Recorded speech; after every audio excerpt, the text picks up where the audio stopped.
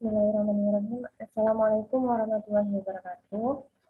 Perkenalkan nama saya Nana Sofita Sari dengan NIM C1C019109 kelas R09 Prodi Akuntansi.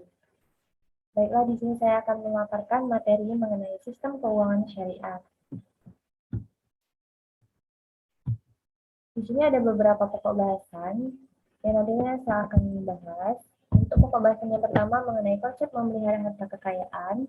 Kemudian untuk pokok bahasan yang kedua mengenai akad, pokok bahasan yang ketiga mengenai riba dan jenis riba, pokok bahasan yang keempat mengenai rukun dan syarat akad, pokok bahasan yang kelima mengenai transaksi yang dilarang dalam syariah Islam, pokok bahasan yang keenam mengenai prinsip keuangan syariah. Untuk pokok bahasan yang pertama mengenai konsep memelihara harta kekayaan. Memelihara harta kekayaan di sini bertujuan agar harta yang dimiliki oleh manusia diperoleh dan digunakan sesuai dengan syariah, sehingga harta yang dimiliki halal dan sesuai dengan keinginan pemilik mutlak dari harta kekayaan tersebut, yaitu Allah Subhanahu wa Ta'ala. Selanjutnya mengenai akad atau kontrak atau transaksi, di sini dijelaskan menurut terminologi hukum Islam adalah suatu pertalian antara penyerahan dan penerimaan yang dibenarkan oleh syariah yang menimbulkan akibat hukum terhadap objeknya. Di sini ada dua jenis akad. Yang pertama yaitu akad tabaru, yang kedua akad tijarah. Akad tabaru di sini merupakan suatu transaksi yang tidak ditujukan untuk memperoleh laba atau transaksi nirlaba. Jadi tujuan akad tabaru ini adalah untuk tolong-menolong dalam rangka perbuatan kebaikan. Akad tabaru di sini ada 3 bentuk. Yang pertama meminjamkan uang, yang kedua meminjamkan jasa, dan yang ketiga memberikan sesuatu. Yang pertama meminjamkan uang. Untuk meminjamkan uang di sini termasuk akad tabaru, karena tidak boleh melebihkan pembayaran atas pinjaman yang diberikan, karena setiap kelebihan tanpa iwat termasuk dalam kategori riba. Jadi bentuk meminjamkan uang di sini ada 3 jenis. Yang pertama qard atau disebut juga dengan pinjaman yang diberikan tanpa mensyaratkan apapun selain mengembalikan pinjaman tersebut setelah jangka waktu tertentu. Kemudian yang kedua ada rahmi, yaitu pinjaman yang mensyaratkan suatu jaminan dalam bentuk atau jumlah tertentu. Kemudian yang ketiga ada hiwalah, merupakan bentuk pinjaman dengan cara mengambil alih piutang dari pihak lain. Yang kedua ada meminjamkan jasa. Di sini meminjamkan jasa dapat berupa keahlian atau keterampilan yang dapat membantu orang lain. Di sini meminjamkan jasa ada 3 bentuk, yaitu wakalah, wadiah, dan kafalah. Selanjutnya memberikan sesuatu. Dalam akad ini pelaku memberikan sesuatu kepada orang lain. Nah, di sini ada 3 bentuknya. Yang pertama wakaf, yang kedua hibah, dan yang ketiga sedekah. Selanjutnya mengenai akad tijarah. Akad tijarah ini merupakan suatu akad yang ditujukan untuk memperoleh keuntungan atau nilaba. Dari sisi kepastian hasil yang diperoleh, akad tijarah di sini terbagi menjadi 2. Yang pertama natural uncertainty contract dan yang kedua natural certainty contract.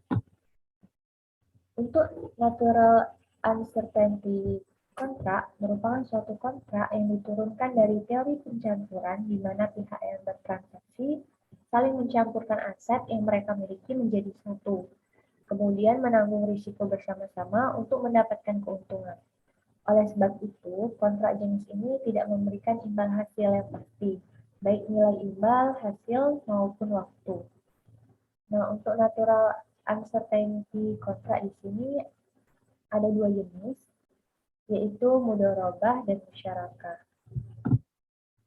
Kemudian yang kedua, ada natural certainty kontrak, yang mana merupakan suatu kontrak yang diturunkan dari teori pertukaran di mana kedua belah pihak saling mempertukarkan aset yang dimilikinya, sehingga objek pertukarannya pun harus ditetapkan di awal akad dengan pasti tentang jumlah, mutu, harga, dan waktu penyerahan. Dalam kondisi ini, secara tidak langsung, kontrak jenis ini akan memberikan imbal hasil yang tetap dan pasti karena sudah diketahui ketika akad. Untuk jenis natural certainty kontrak di sini ada 3, yaitu murabahah, salam, dan istisna. Selanjutnya mengenai rukun dan syarat akad. Yang pertama pelaku. Artinya para pelaku yang melakukan akad, baik penjual dan pembeli, penyewa dan yang menyewakan, karyawan dan majikan, sohibul mal dan mudorik, ataupun mitra dengan mitra dalam masyarakat. Kedua, mengenai objek.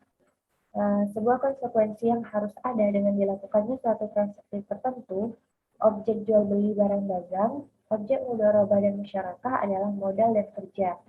Objek sewa menyewa adalah manfaat atas barang yang disewakan. Yang ketiga ada ijab qabul, mengenai kesepakatan dari para pelaku dan menunjukkan mereka saling ridho. Tidak sah suatu transaksi apabila ada salah satu pihak yang terpaksa melakukannya. Selanjutnya mengenai riba dan jenisnya. Untuk definisi riba sendiri merupakan suatu kegiatan pengambilan nilai tambah yang memberatkan dari sebuah akad perekonomian seperti jual beli maupun utang piutang. Riba juga merujuk pada kelebihan dari jumlah uang pokok yang dipinjamkan oleh pemberi pinjaman ke orang yang meminjamkan. Dalam pengertian bahasa, riba memiliki arti tambahan atau dalam bahasa Arab disebut sebagai aziyadah. Di sini ada 2 jenis riba. Yang pertama riba jual beli. Riba ini muncul karena transaksi pertukaran atau barter, dan riba jenis ini tidak dapat terjadi apabila terdapat kelebihan atau penambahan pada salah satu dari barang ribawi atau barang sejenis yang dipertukarkan. Kemudian jenis riba yang kedua yaitu riba utang piutang.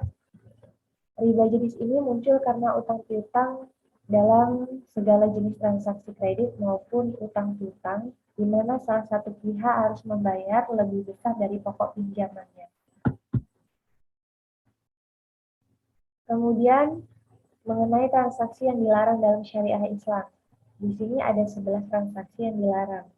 Yang pertama riba, yang kedua penipuan, yang ketiga perjudian, yang keempat gharar, yang kelima penipuan barang, penimbunan barang, yang keenam monopoli, yang ketujuh rekayasa permintaan, yang kedelapan suap, yang kesembilan penjualan bersyarat, yang kesepuluh pembelian kembali oleh penjual dari pembeli, dan yang ke-11 jual beli dengan taroki al-rukban. Selanjutnya mengenai prinsip sistem larangan syariah. Yang pertama larangan riba, yang kedua pembagian risiko, yang ketiga menganggap uang sebagai modal potensial, yang keempat larangan spekulatif, yang kelima kontrak atau perjanjian, dan yang keenam aktivitas usaha harus sesuai dengan syariah. Terima kasih, demikianlah presentasi yang dapat saya sampaikan. Kurang lebihnya saya mohon maaf apabila terdapat kekurangan. Saya akhiri, wassalamualaikum warahmatullahi wabarakatuh.